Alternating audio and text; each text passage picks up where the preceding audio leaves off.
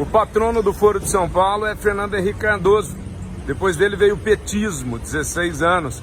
Eles destruíram a educação. E agora vem falar do governo Bolsonaro. Assista esse vídeo, presta bastante atenção. Você vai entender aonde a educação do Brasil está. Então, o que aparece nas propagandas da esquerda, que domina a grande mídia, assessorias de imprensa das universidades? É isso, que as nossas universidades estão entre as que mais produzem artigos no mundo. Isso é verdade. Só que eles vendem quantidade como se fosse qualidade.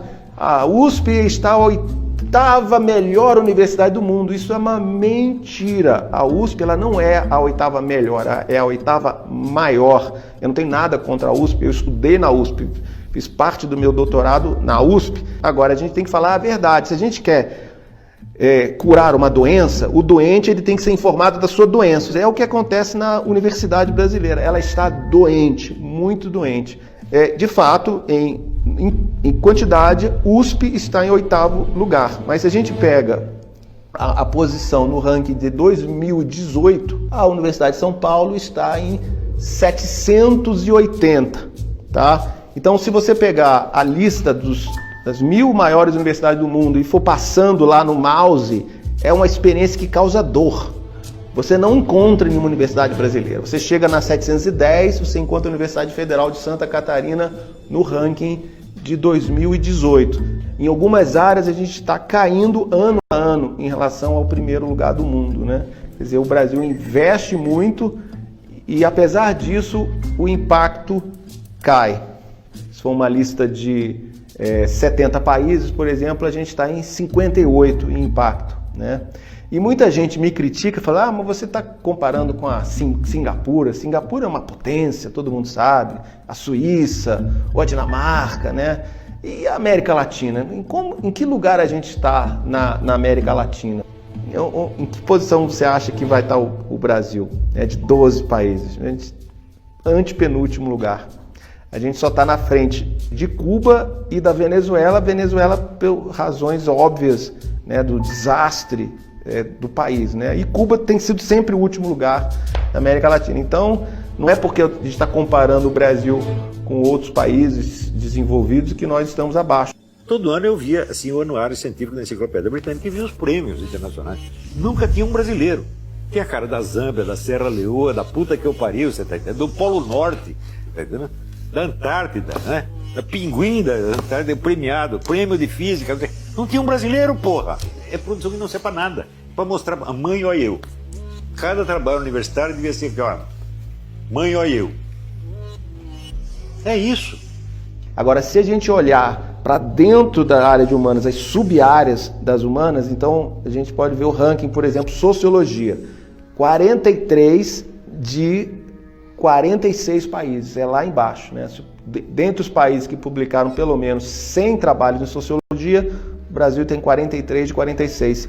Em linguística, o Brasil está em 20º de 22 países. Em história, 37º de 42. Antropologia, 42 de 45. E aí o grande fracasso mesmo, que é educação, né? A área de pedagogia, que é 53 de 54, ou seja, penúltimo lugar do mundo. A crítica que fizeram, que é o seguinte, é porque nossa língua é o português. O português é uma língua que ninguém lê, então tá bom. Então vou comparar o Brasil com Portugal. E aí eu verifiquei que em quase todas as áreas, aqui ó, isso aqui é o rank score. Olha, Portugal tirou 7, rank score vai de 0 a 10, nota 7. Brasil, 0,2. Linguagem. Portugal tirou 4, Brasil meio. Antropologia, 7, Portugal, Brasil 0,8. Direito, 7,6, 7,5, Brasil 0,2. Educação tirou Brasil 0, o último lugar do mundo. Isso dado de 2017. Quer dizer, nós somos o mesmo povo, Brasil Sim. E Portugal. A dificuldade de você traduzir um trabalho acadêmico brasileiro para o inglês é enorme. O que será que essa pessoa quis dizer aqui? É a maneira do educador brasileiro escrever, que tem um pouco, aí voltamos ao Paulo Freire, emular aquela pseudo-poesia, né? Quando você está escrevendo um texto que supostamente é para ser técnico. Analisando o impacto da produção brasileira, científica, verifiquei que países que investiam a mesma quantidade de dinheiro em pesquisa e desenvolvimento em relação ao PIB tinham produção muito maior que a nossa. E recentemente eu atualizei esses dados, né, fazendo uma análise de mais de 60 países, e a gente chegou num grupo de países, né, como por exemplo a Irlanda, novamente, a Estônia, que investe em torno de 1,2%, 1,3% do PIB em pesquisa e desenvolvimento e tem impacto muito maior que o Brasil. Agora, o que é problemático quando a gente vê países que investem muito menos, por exemplo, o Chile investe 0,35% do PIB em pesquisa e desenvolvimento. E o impacto da pesquisa chilena é substancialmente maior que o nosso. As nossas universidades federais estão entre as mais caras do mundo, em dólares. Então, evidentemente, não é questão de recurso. Se a gente pegar o PIB do Brasil, né, e extrair quanto que é 1,3% do PIB investido em ciência, tecnologia e desenvolvimento, dá em torno de 100 bilhões de reais. Com apenas R$10 por mês você se torna um membro patriota e tem acesso à versão completa da trilogia A Pátria Educadora, livre de anúncios e muito mais. Entre no nosso site agora e torne-se membro. Quando procuramos nas plataformas de pesquisa, fica fácil encontrar exemplos de trabalhos ideologicamente enviesados, pouco lidos e pouco citados. Muitos apresentam pautas que os brasileiros jamais imaginariam que foram financiadas pelo dinheiro público. Na Universidade Federal da Bahia, uma estudante apresentou uma tese questionando se sapatos têm sexo, referindo-se às metáforas de gênero de lésbicas de baixa renda. Na mesma universidade, outro estudante teve seu mestrado financiado para produzir uma pesquisa autoetnográfica, analisando a prática de sexo oral entre homens dentro do banheiro de uma estação de trem. O valor da bolsa foi de R$20 mil do dinheiro público. Na Universidade Federal de Juiz de Fora, um dos temas aprovados pelo mestrado foi Por onde andam os gogoboys de Juiz de Fora? A produção científica brasileira internacionalmente não existe. Ela simplesmente não é mencionada. Ninguém lê esta merda. E vai ler para quê? Para perder seu tempo? O prejuízo que as universidades dão ao Brasil são muito maior do que a corrupção, né? Você pega todos os roubos de dinheiro público, a universidade é pior. A linguagem academicista e romantizada esconde o vazio e a promiscuidade do financiamento estatal. Uma vasta quantidade de trabalhos acadêmicos vão desde categorias pornográficas até a relativização da pedofilia. Enquanto o sistema público privilegia produções acadêmicas que não contribuem com as demandas sociais, áreas de vital importância ficam em segundo plano. Uma coisa que me chama atenção é a quantidade de vagas destinadas para ciências sociais. Eu não estou nem falando da infinidade das ciências humanas, mas sim das ciências sociais. Aqui na Universidade Federal do Rio Grande do Sul, da onde eu sou egresso, são 100 vagas para o curso noturno e 60 vagas para o curso diurno. São 160 vagas por ano. E aí tu vai perguntar, pô, Conrado, mas que bom que tem muitas vagas, eu fico muito feliz também. O problema é que é discrepante em relação a outros cursos. Por exemplo, engenharias, tem 20 vagas, algumas delas. Engenharia de alimentos, engenharia de energia, né? A gente questiona tanto a importância da energia hoje, tem 21 vagas.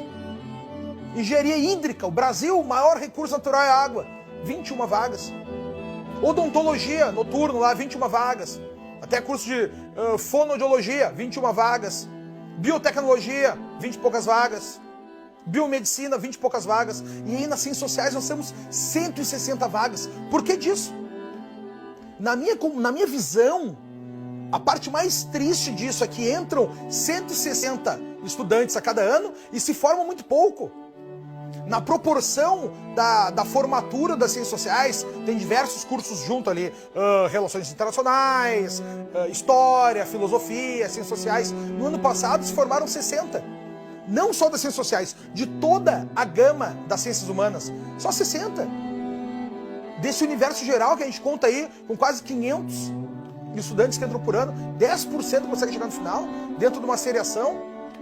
O que me choca nesse ponto também é saber o porquê disso, porque é dinheiro alocado. Quem são essas pessoas egressas que saem dali? O que eles fazem? Que ponto que eles trazem pra gente, pra nós enquanto nação? Afinal de contas, a universidade pública é dinheiro público.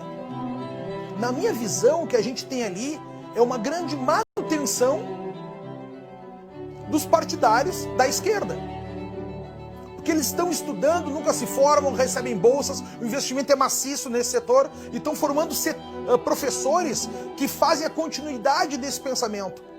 Mas se você olhar hoje em dia, o que você precisa para você entrar numa faculdade superior, uma universidade, né? Em função do resultado na prova do Enem, né? Se você não tiver, digamos, 600 pontos, você não consegue entrar numa universidade pública, mas você consegue entrar na faculdade de pedagogia.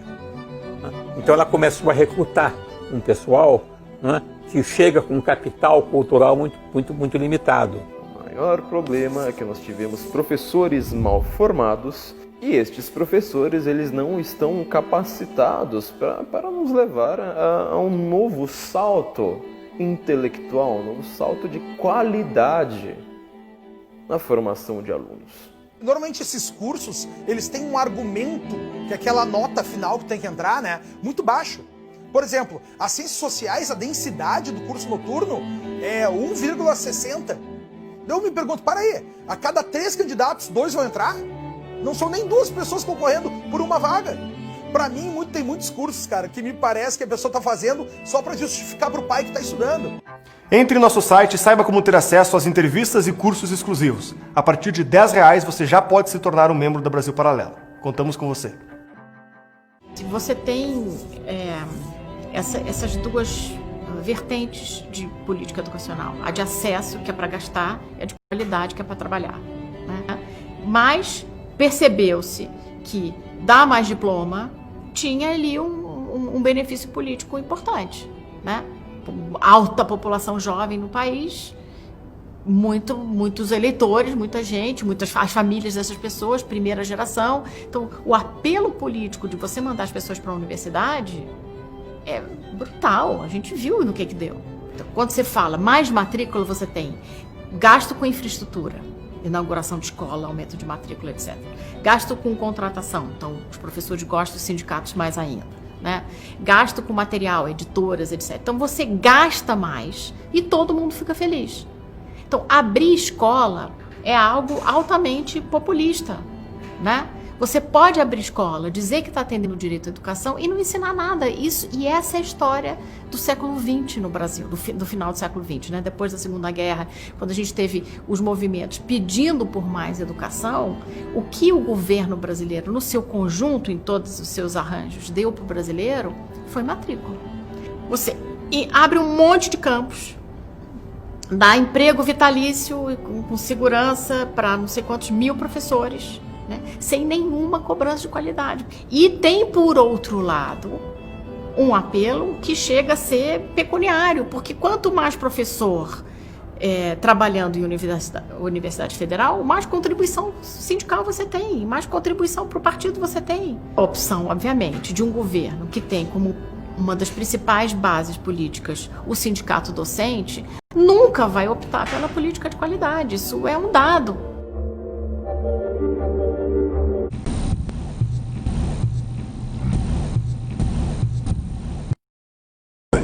Como eu fui oposição há muito tempo, eu cansei de viajar o mundo falando mal do Brasil, gente. Era bonito a gente viajar o mundo e falar, no Brasil tem 30 milhões de crianças de rua, no Brasil tem 30 milhões... A gente nem sabia, tem não sei quantos milhões de abortos, era tudo clandestino, mas a gente ia citando números, sabe? Se o cara perguntasse a fonte, a gente não tinha, mas a gente ia citando números. Eu não esqueço nunca, eu estava debatendo, o Roberto Marinho e o Jaime Lerner em Paris. Aí eu estava lá falando aqui os números, não sei de que entidade que era, também não vou dizer aqui, porque eu já tenho 68 anos, não vou.